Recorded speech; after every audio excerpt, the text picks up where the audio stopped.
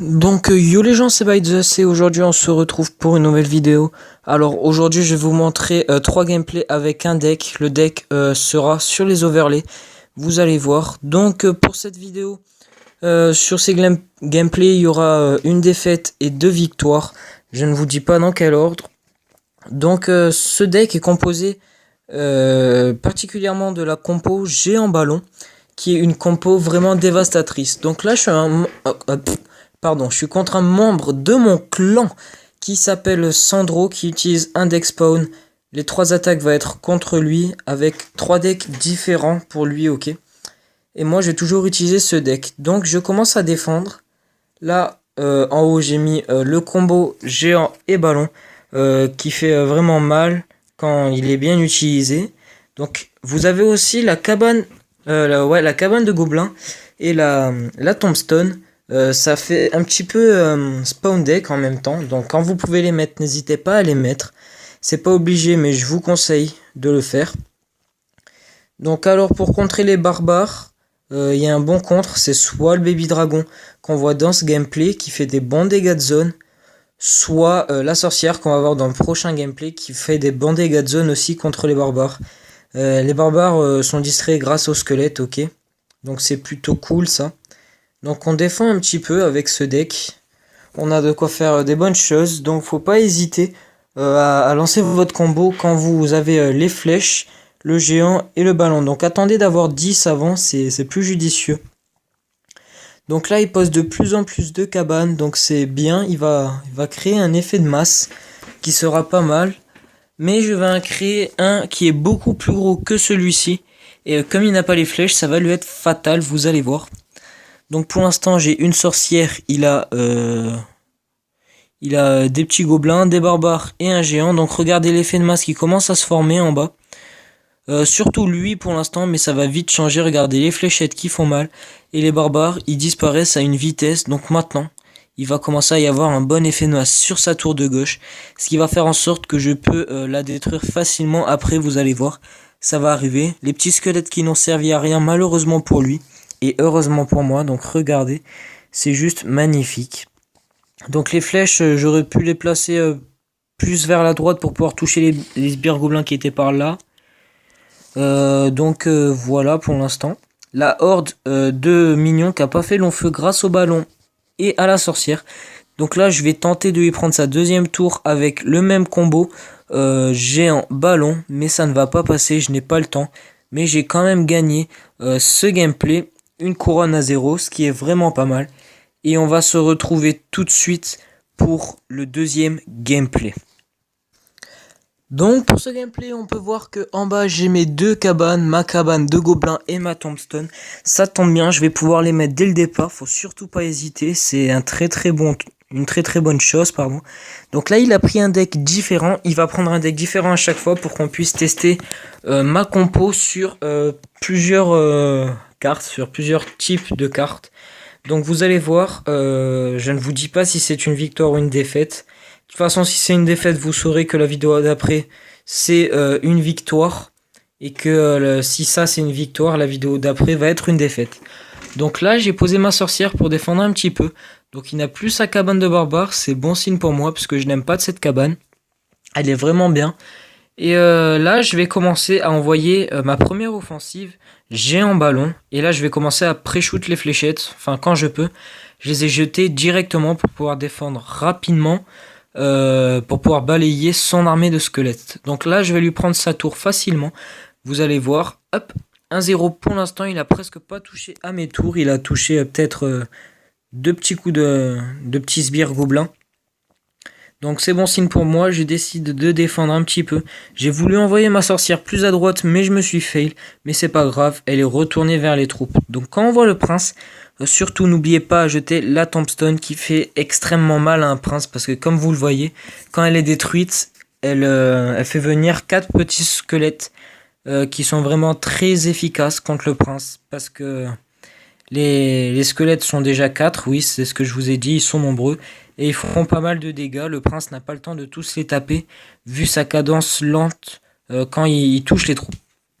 Donc j'ai posé encore une fois la cabane de gobelins. J'ai pas hésité encore une fois.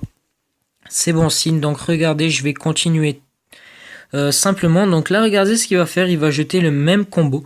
Il va jeter géant ballon. Et je vais le gérer assez bien. Mais je crois qu'il va quand même me faire la couronne. Ouais, il va quand même marquer une couronne. Normalement. Ouais, voilà, donc son géant, il y est plus... Excusez-moi. Ouais, il y est encore finalement. Voilà, il n'y a plus le ballon, il n'y a plus le géant. C'est bon, c'est nickel. Donc là, je vais faire ma deuxième offensive. Pareil, à gauche. Je vais essayer de lui grappiller sa petite tour. Donc regardez les fléchettes qui sont bien placées. Parce qu'en même temps, il a placé des petits sbires gobelins. Hop là, donc hop, il reste 611 points de vie à sa tour. Et donc c'est très très très bon signe pour moi, puisque moi j'en ai encore plein sur mes tours à moi. Donc là j'ai placé quelques sbires gobelins pour nettoyer un petit peu ce qu'il y avait devant. J'ai encore une fois posé une cabane. Et regardez en bas à droite la tombstone qui a fait mal au prince. Donc là j'ai balancé encore une fois mon combo. Non, j'ai lancé que le géant, pardon. Donc j'ai lancé géant fléchette pour détruire les petits squelettes, et là il restait 30 points de vie. Donc je crois que vous allez vous douter de ce que... quelque chose de vraiment pas sympa, vous allez voir. Donc il commençait à créer un bon effet de masse, ça aurait pu être très très bien pour lui. Mais malheureusement ce que j'ai fait, eh ben, il a pas pu faire grand chose. Et ça me permet de gagner 2 couronnes à 1 contre mon ami Sandro. Et on se retrouve tout de suite pour le 3e et dernier gameplay. Et voilà les gens pour le 3e gameplay. Donc celui-là va être une défaite, je vous le dis franchement. Donc Sandro a pris exactement le même deck que moi. Il a juste le bébé dragon qui a un level de plus. Sinon bah c'est le même, hein. Le level on s'en fout un petit peu à vrai dire. Donc là j'avais pas encore mes cabanes, ok. Donc j'ai commencé à vider un peu ma main. Et là une fois que j'ai eu mes cabanes dans ma main, j'ai commencé à les poser. Donc il y a déjà la hutte de gobelins. Et j'ai posé le bébé dragon un petit peu pour pouvoir faire des petits dégâts comme ça à ses troupes. Parce que le bébé dragon est bien pour défendre contre les petites troupes comme ça. Donc regardez, son bébé dragon est niveau 3. Franchement, GG à toi, mon petit Sandro. Donc là, de l'autre côté, j'essaye d'attaquer. Je vais pas essayer de défendre. Donc le combo principal, je vous rappelle, c'est le géant ballon. Donc regardez un petit peu les ravages que ça va faire. Je crois que je vais réussir à lui prendre sa tour. Oui, voilà, je vais réussir. Regardez ça. C'est magnifique. Donc le ballon, quand il meurt, je vous rappelle, il lance une bombe qui explose. Donc ça a pu me permettre de détruire un petit peu plus vite ces petits gobelins qu'il avait mis en haut à droite. Ou en bas à gauche pour lui. Ça dépend dans quel sens on regarde. Donc il défend très très bien ma princesse avec seulement un bébé dragon qui coûte 4, ouais, et ma princesse qui coûte, et ma sorcière pardon, une sorcière qui coûte 5, donc c'est assez bénéfique pour lui.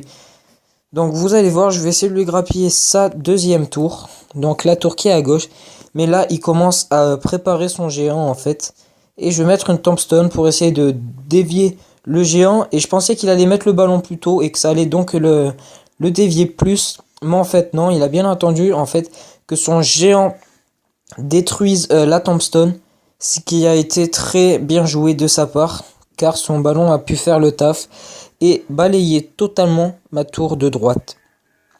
Donc je essaye encore de jouer, de mettre cette combo qui est géant ballon, ok. Je vous le rappelle encore une fois, et elle est plutôt dévastatrice. Donc là, regardez, je crois qu'on va faire 2, et après il va commencer à me prendre ma 3e couronne, si je ne me trompe pas. Alors là, il a des petits gobelins.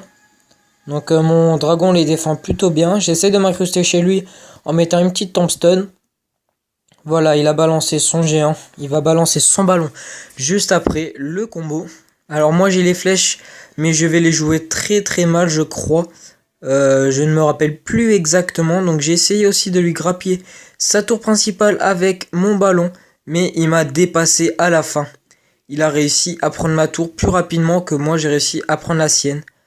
Voilà, donc c'est assez dommage. Regardez, il lui restait 738 et je vais pas réussir à faire un seul dégât de plus. C'est vraiment bien joué de sa part.